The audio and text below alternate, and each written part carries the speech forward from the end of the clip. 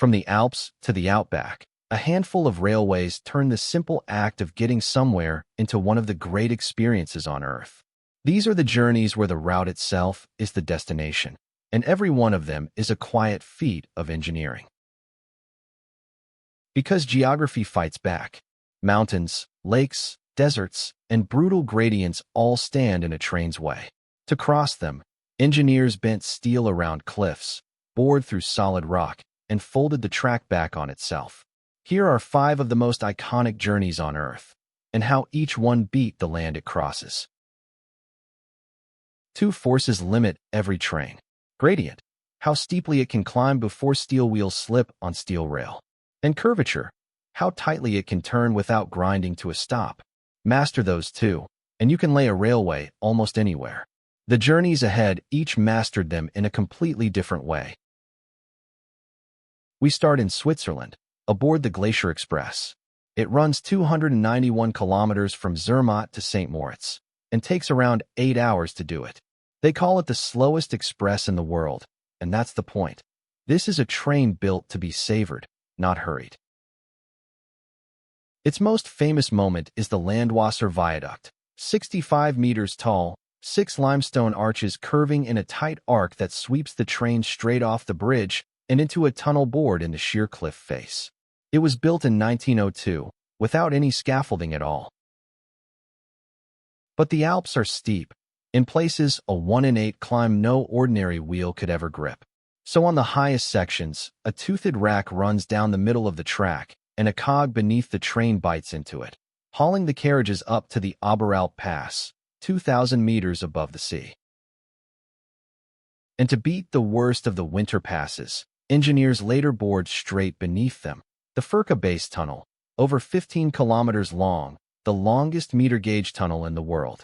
It keeps the Glacier Express running even when the high passes are buried in snow.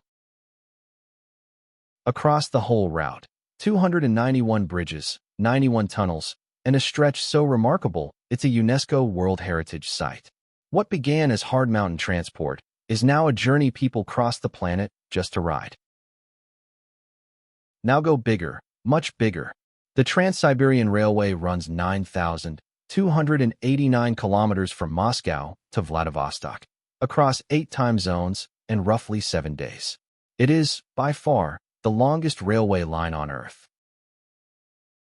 And one obstacle nearly stopped it: Lake Baikal, the deepest lake in the world. Before the line was finished, giant icebreaker ferries carried entire trains across the water.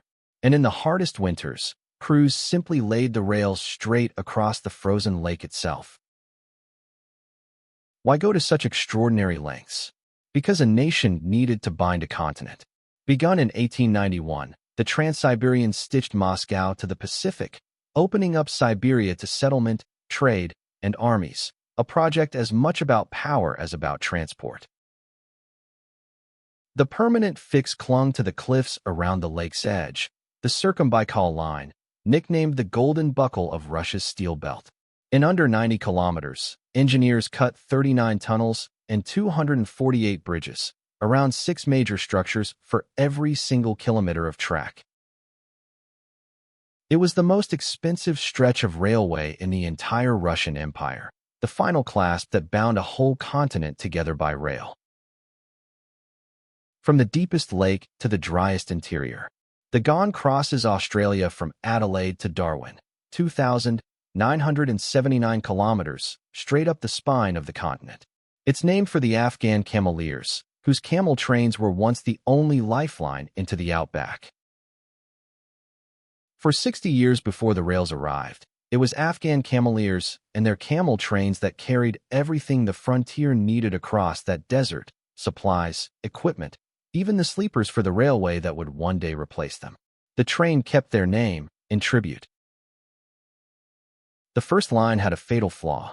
It was laid across the flood basins of Lake Eyre, and when the rare desert rains came, the water washed the track clean away and stranded trains for weeks.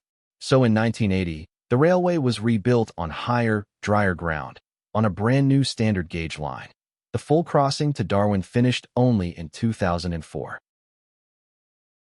Today, the Don is one of the longest passenger trains in the world, often around 30 carriages, run not as transport, but as a slow luxury cruise through the red heart of Australia. Canada's Rocky Mountains nearly broke the railway, too. In 1884, to get over Kicking Horse Pass, engineers built a temporary line down a brutal 4.5% grade, the Big Hill. Runaway trains were so common that special safety switches were built just to catch them before they crashed. And the Big Hill earned its fear. A runaway construction train plunged off it into the canyon below, and for 25 years every descent was a white-knuckle crawl behind extra brakes, until the mountain itself offered a way out. The answer, opened in 1909, was pure geometry. The spiral tunnels engineer John Schwitzer looped the line back through the mountains themselves, two giant corkscrews, bored right into Cathedral Mountain and Mount Ogden. By spiraling, the track climbs the same height over twice the distance, cutting that deadly grade almost in half to 2.2%.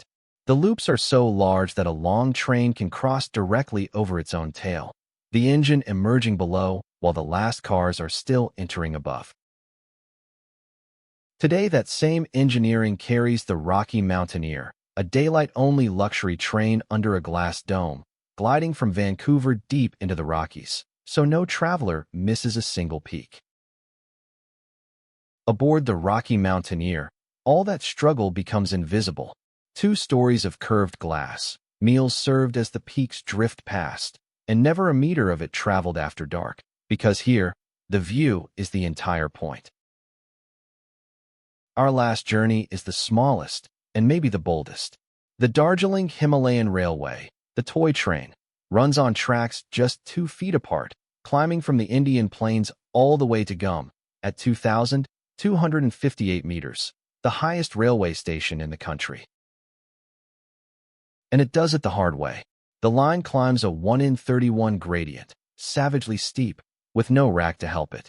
Just steel wheels gripping steel rail, and one clever trick to cheat the mountain. That trick is geometry, again. Where the slope is too steep to climb head-on, the track ties itself in knots. 3 full loops, like the famous spiral at Batasia, and 6 zigzag reverses, where the train actually backs up the hill, switchback by switchback, stealing a little more height each time. And the toy train wasn't built for wonder at all.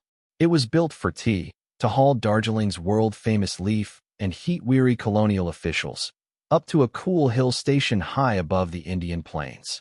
Necessity came first. The magic came later.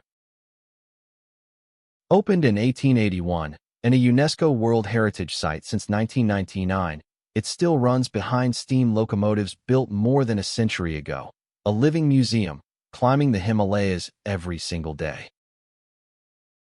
5 journeys, 5 answers to the very same problem.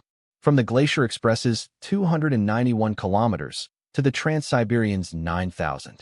From a rack of teeth in the Alps, to tunnels around a lake, to spirals in the Rockies, to switchbacks in the Himalayas. None of them beat geography with brute force. Each one studied its obstacle, the height, the water, the flood, the grade, and answered it with a different, elegant idea. That is what turns a railway into a wonder of the world. And today, slowness is the whole selling point. A seat on one of these trains can cost more than a flight across the same country, because you're no longer paying for speed. You're paying for time, deliberately and beautifully spent.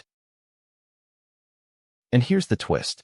Every one of these lines was built for hard, practical work, and every one survives today because we fell in love with the journey itself.